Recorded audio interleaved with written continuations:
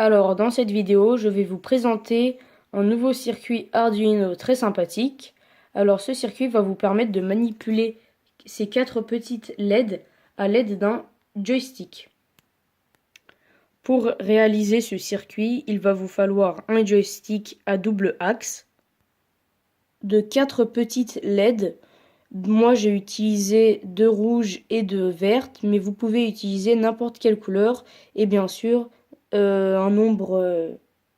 n'importe quel nombre de LED en fait, mais il faudra juste changer votre code en fonction du nombre de LED que vous avez. Vous allez aussi avoir besoin d'une breadboard comme dans l'ancienne vidéo qui va vous permettre de réaliser vos connectiques. Il va aussi vous falloir une petite plaquette Arduino ou Guino Uno.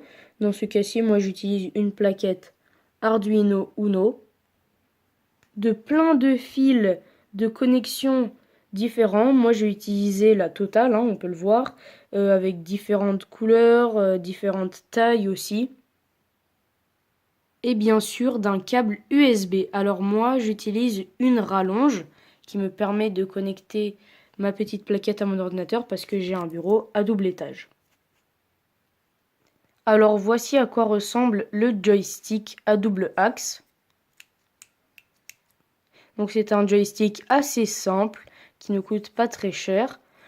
Il marche à peu près comme tous les joysticks de toutes les consoles de salon d'aujourd'hui, donc on peut appuyer dessus. Et il est à double axe et bien sûr on peut le tourner à 360 degrés. Alors voici le joystick sans la petite partie noire, je l'ai juste enlevé, il faut un tout petit peu tirer dessus. Et maintenant je vais vous présenter chaque petite connectique du module.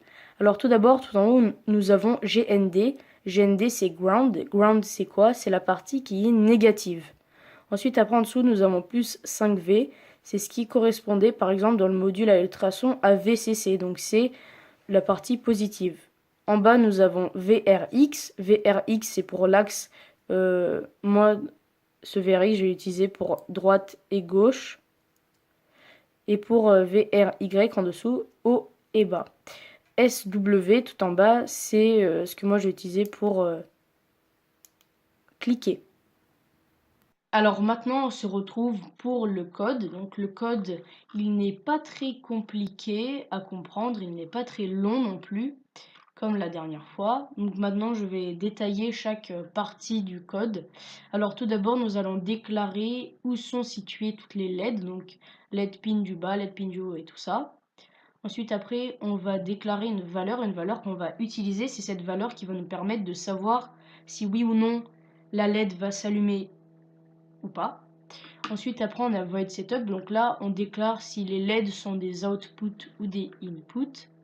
Donc output, c'est le résultat puisque c'est en fonction de la place du joystick que les LED vont s'allumer ou non.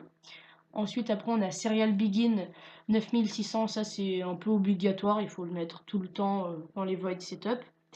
Ensuite, après, on a void loop. Donc void loop, c'est ce qui va se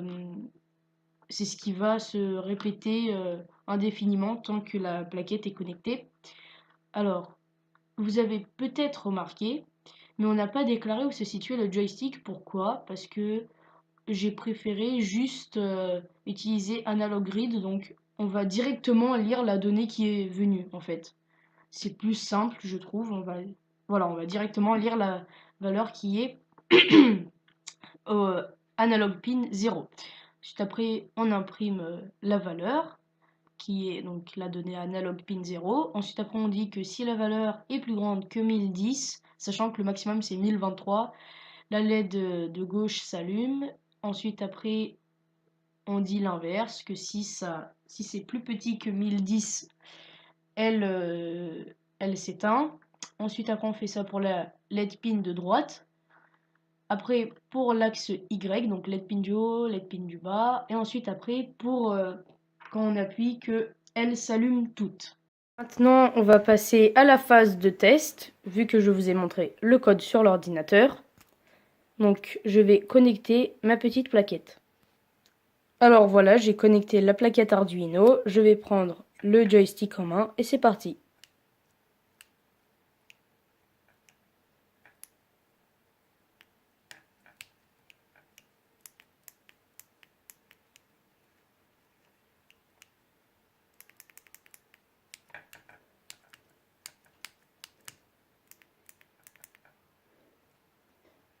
Alors voilà, la phase de test est finie. J'espère que cette vidéo vous a plu et si elle vous a plu, je vous invite à réaliser ce petit circuit chez vous si vous avez les composants.